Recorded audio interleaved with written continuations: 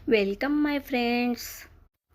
चांद जाने कहाँ खो गया, चांद जाने कहाँ खो गया। पावसामुळे चंद्र दिसणार की नाही माहीत नाही, म्हणून हे म्हणायची वेळ आली. मस्त गाणं आहे, मला फार आवडतं. आज आपण कोजागिरीचं दूध कसं बनवलं ते बघतो आहे. इतकी सोपी पद्धत तुम्ही कुठेही बघितली नाही. नक्कीच.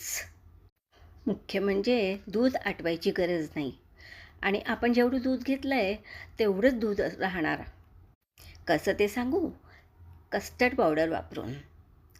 मिल्क पावडर न वापरता कस्टर्ड पावडर वापरली, त्यामुळे त्याची चवसुद्धा आईस्क्रीम तुम्ही ज्या चवीचं कस्टर्ड वापरणार त्या चवीचं ते बनणार.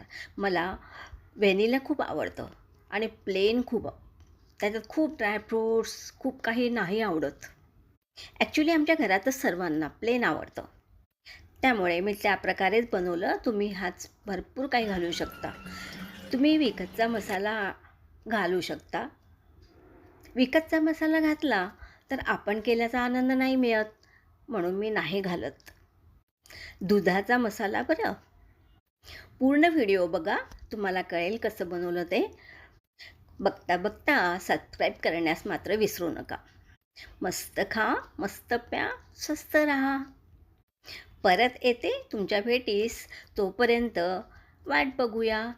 Bye bye.